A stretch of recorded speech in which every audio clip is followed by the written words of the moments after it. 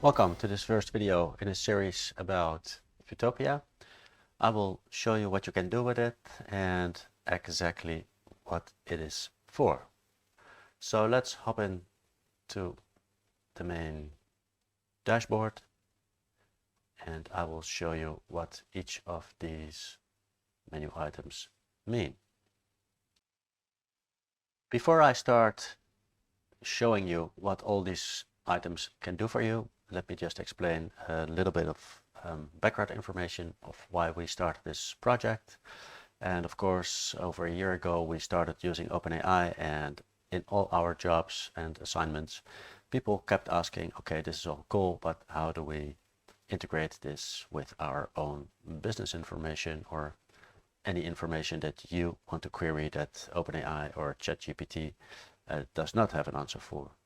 So based on those questions, we came up with an idea to help people who aren't tech savvy enough to do this on their own, and we can assist them, or they can do it themselves now with this no-code platform that will allow you to just upload information and process it and integrate it with any of your chat platforms that you use right now. And if you don't have it, and if you're just a small business, you can just put the live chat widget, which we will show you in the next video. You can just put the chat widget on your pages and have it query all your own data. So let me just change this to a dark mode, which I like better, and I will start telling you line by line what each thing does. So let me start with embedding. Embedding means uploading your own files or using your own files to give the large language models context to base their answer on. So if you have a question, it will first look in your own files, in your context, and will reply with an answer that it will extract from the context. You can do that here by uploading your files, either PDF, CSV, or TXT files. It will show you that right there. And once that is done, you will be sent to this page where you can process your files. You can prepare it, which means that we will make it ready for a correct vectorization. So it will take a few seconds to do that. And once that is done, you can start vectorizing. This may take a little while. Sometimes you have to restart, but it will keep a percentage like here, and then you will know what to do. Of course, I will explain more about this embedding process in a detailed video, which you will see in the video overview.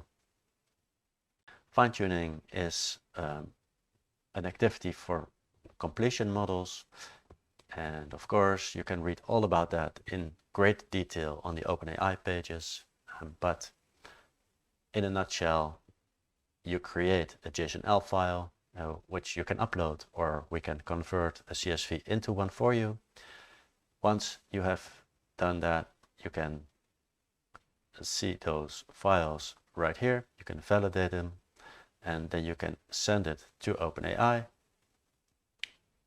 It's either send it to OpenAI from this local version, or you can skip these two steps and just go straight to upload to OpenAI, where you can select your JSON-L file if you already have one, select the purpose, which will always be fine-tuned, and then upload it to OpenAI. When that is complete, you will get a list of your fine-tuned files, as you can see right here in this overview. I don't have one. That is going to change in the detailed video about this. And when you have fine-tuned models, you will see that there is this notification that I don't have any fine-tuned models yet here as well. But of course, that will also change in the detailed video. Speech to text, otherwise known as transcribing your audio files. You can upload a file right here. It's just an upload page. It will go straight to OpenAI. So you can select your MP3, MP4 and more file extensions that you will see right here.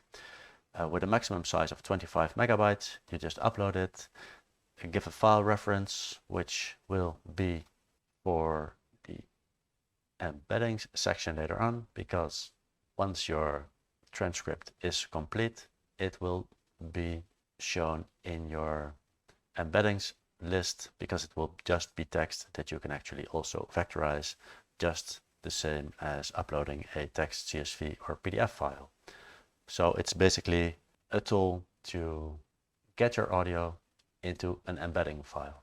So you can use that for sending questions to the text and use it as context. I hope that is a little bit clear. Of course, I will explain that later in a detailed video about speech to text as well. This, of course, is what it's all about. You can just get any of these code snippets and use those for any tool that you use. It could be another chat platform that doesn't allow integrations with large language models yet, or you have your own tool and you don't know how to embed your data or vectorize it and store it in a database and things like that. This is actually the most helpful thing in our platform. What you can do is click this button here and here, and what it will do, if you look very closely to this URL, by default it uses ChatGPT, so you get all these conversational data back from the user questions. But if you want to use a completion model because you have trained it with fine-tuning, for example, you can just click this, and as you will see here in the URL, it will change from chat to completions. I'll do it again. There you go. A document file, if you have your document file, for example, your speech to text file or any other embedding file that you uploaded earlier, you can just click this one, and as you will see, there will be this unique code that is attached to your document. And if you select that, this chatbot will, in this case, be a ChatGPT version with this file ID. You can change your file ID anywhere else on this page, or somewhere else on this page. I will show you where in the detailed video as well. A fast way is to just click here and then select another file or copy the unique code. Another tool is our live chat widget, which is a pretty nifty feature, especially for small medium businesses that don't have the funds or the time to actually learn a whole chatbot platform. They can just insert this little line of code on their web page, and they have a fully functional question and answer chatbot related to either ChatGPT or their own embedded documents. You can select your document right here, and you can also opt in to just not use a document and just have a ChatGPT version. So that's this feature. You can create all sorts of details like coloring, the name of the live chat snippet and things like that. You can design your own prompt, and those are some of the things I will show you in our detailed settings video, and I will also show you that in the next step of this video. So if I click this link right here to go to the details on the settings page, that's actually the same as selecting those here. These are actually the global settings. So I will just click this link right here right now. You will see global settings. This is where you put in your own preferences as far as your chat goes. I will give a more detailed explanation of these as well. Your prompt design, this is just a quick prompt I put in here, but you can actually put in 2000 characters, so it will be anything you want your chatbot to act like or not act like, and this will be a direction for your digital assistant. The live chat widget settings, that's what I was just talking about. You can change the color right here if you want your chatbot to be blue instead of green. The first message, like your welcome message, like, hi, how can I help you? Something like that. The title of the chatbot widget, which, well, it speaks for itself. It's just something that will be on the upper side of your widget, which you will see at a later time. Whitelisting your domains. You don't want anybody else to use your chat widget with your text and your documents on their website. So the websites you use your widget on, put them here and it will only work for these websites. And your Futopia API key. You can create one, or if you already did create one earlier, like I did right here, you can just click this button and it will change immediately. I will not do that here, but you will see it has this warning. It's not for nothing. If you have integrated your chat on several places, please think twice before clicking this button, or you have to change the API key everywhere that you have already integrated your chatbot. These are the global settings. There's also session settings, and there's a big difference between the two. These session settings are just temporary settings. You can put your OpenAI key here as well. This means we will not save this information. We can save it for 30 days. You can select to do that right here. But sometimes people do not want to share their OpenAI key, for example, because, well, for several reasons. So if you don't want to use the live chat widget on your page, which requires you to enter your OpenAI key in the global settings, but if you only want to train your chatbot at OpenAI or play around on this platform, you can put in your OpenAI key here without any problems. And as soon as you click log out right here, log out, the OpenAI key is gone as well. I mean, it's not gone, it's still active in your own projects, but it will not be saved anywhere on our server. So that's just in case you are hesitant to put it in your global settings. That said, if you do put it in your global settings, you still have to enter the OpenAI key here at this section if you want to play around in this dashboard. If you want to get a subscription for the paid tools, which are the external requests, the API calls, and the live chat widget, you can just click current subscriptions. And if you don't have a subscription yet, it will just show you a button right there. Or you can click new subscription and you will be sent to Stripe to create your payments. This button right here, manage subscriptions, will also send you to Stripe. You can view all the information of your billing right there. You can print your invoices, cancel your subscription, and things like that. This little bell right here is a status report page.